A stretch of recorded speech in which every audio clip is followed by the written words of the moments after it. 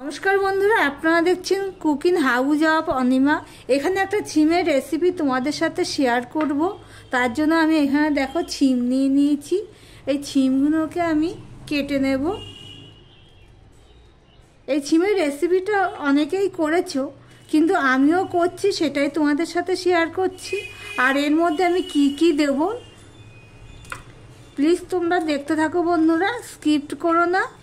এই আঁশগুলোকে আমি ফেলে দেব, তাহলে সুবিধা হবে। আর এই ছিম রেসিপিটি দানা হলে হবে না, কচি ছিম হলে বেশ ভালো হয়। বন্ধুরা, ছিমগুলো সব আমি কেটে নিয়েছি। আর এখানে দেখো একটা টমেটো নিয়েছি।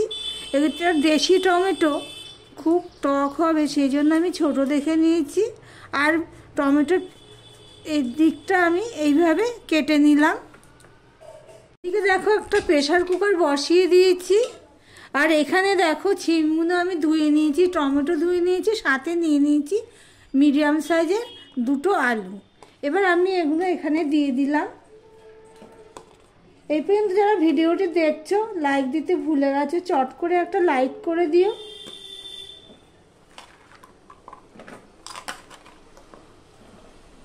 অনেকে তো অনেকভাবেই সিদ্ধ করে থাকে, মাখিয়ে থাকে, কিন্তু আমি যেভাবে মাখাবো প্লিজ তোমরা স্কিপ করো না, তাহলে বুঝতে পারবে না আমি কি কি জিনিস দিচ্ছি এর মধ্যে। আমি অল্প একটু জল দিয়ে দিলাম। গ্যাসটা আমি অন করে দিয়েছি। এবার প্রেসার কুকারে আমি দুটো সিটি দিয়ে নেব।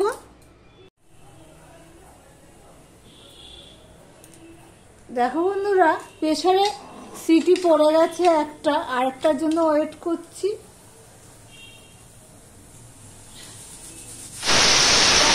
সিটি পড়ে গেছে, এবার প্রেসার কুকারটা আমি অফ করে দিলাম।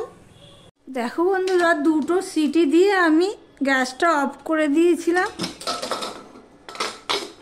প্রায় 5-7 মিনিট পর আসলাম তোমাদের সামনে। দেখতে হবে যে ছিমটা সিদ্ধ হয়েছে নাকি। দেখো সিদ্ধ হয়ে গেছে।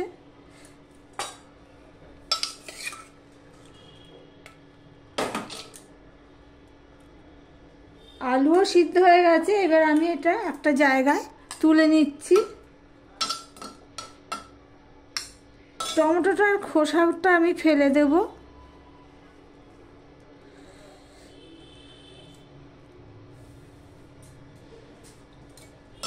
এবার সমস্ত কিছু আমি প্রেসার কুকার থেকে জলটা ঝরিয়ে তুলে নিচ্ছি।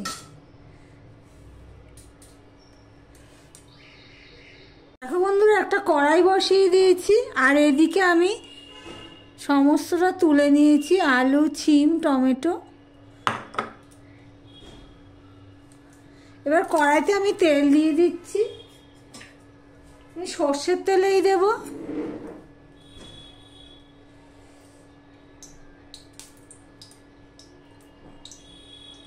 আমি 4 চামচে 2 চামচের মতো তেল দিয়ে দিচ্ছি। 4 চামচে 2 চামচের মতন আমি সর্ষের তেল দিয়ে দিয়েছি। এবার আমি এখানে নুন দিয়ে দিচ্ছি। দেখো বন্ধুরা, নুনটা আমার যতটা লাগবে সেই প্রয়োজন অনুযায়ী নুন দিয়ে দিলাম। আর এদিকে দেখো আমি রসুন কুচি করে নিয়েছি, পেঁয়াজ কুচি করে নিয়েছি, কাঁচা লঙ্কা কুচি করে নিয়েছি, আর নিয়ে নিয়েছি ধনেপাতা। সবার প্রথমে আমি রসুনটা দিয়ে দিচ্ছি।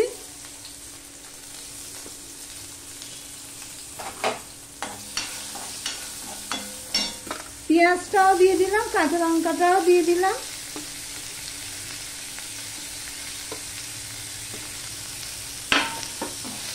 এবার পেঁয়াজ, লঙ্কা, রসুন আমি একটু লাল লাল করে ভেজে নেব। আমি একটুখানি হলুদও দিয়ে দিলাম।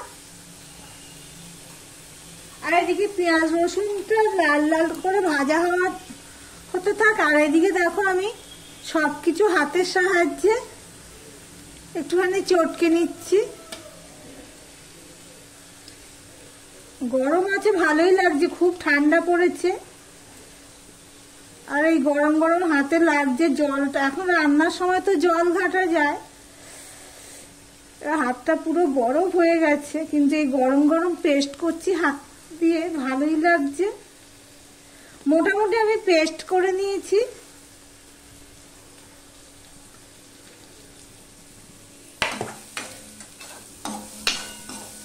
পেঁয়াজটা আমার আরেকটু হবে, ততক্ষণে আমি একটু পেস্ট করে নিচ্ছি। লঙ্কা, পেঁয়াজ, রসুন আমার দেখো লাল লাল হয়ে ভাজা হয়ে গেছে।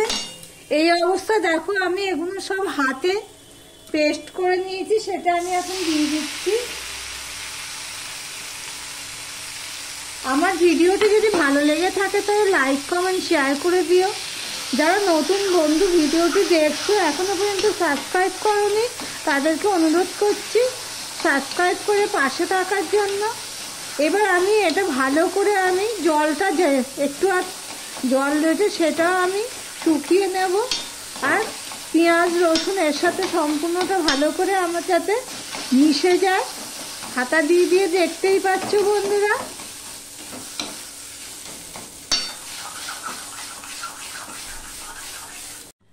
জল দিয়ে সিদ্ধ, আর একটু নুন দিয়ে দিলাম, নুনটা লাগবে, আমি টেস্ট করে দেখলাম। জল দিয়ে তো এখানে সিদ্ধ করা হয়েছে। ভর্তাটা আমরা তো আগে ভাতের মধ্যে দিয়ে দিতাম, তার স্বাদ ছিল আলাদা। এবার যেহেতু জল দিয়ে আমি প্রেশার কুকারে সিটি দিয়েছি, তাই জন্য একটু পাঞ্চে ভাত লাগবে, তাই জন্য আমি একটু নুন দিয়ে দিলাম। দিয়ে দেবো একটুখানি মিষ্টি। বন্ধুরা, সিদ্ধতে কিন্তু খুব একটা ভর্তাতে আমরা মিষ্টি দিই না, যেহেতু জলের মধ্যে সিদ্ধ করা রয়েছে, তাই জন্য 2-4 দানা আমি মিষ্টি দিয়ে দিলাম। এতে কি হয়, স্বাদটা বেড়ে যায়। তবে শিম আলু টমেটোর ভর্তাটা তোমাদের কাছে কেমন লাগলো কমেন্ট করে জানিও। চিনি দিয়ে আমি সম্পূর্ণটা ভালো করে মিশিয়ে দিলাম। এবার আমি দিয়ে দিচ্ছি ধনেপাতা। গ্যাসটা আমি অফ করে দিলাম, দিয়ে ধনেপাতাটা আমি মিশিয়ে নিচ্ছি। তাহলে ভিডিওটি আজকের মতন এখানেই শেষ করলাম। আবার অন্য কোনো সুন্দর সুন্দর রেসিপি নিয়ে তোমাদের সামনে চলে আসব। তাহলে আজকের মতো এখানেই শেষ করলাম ভিডিওটা।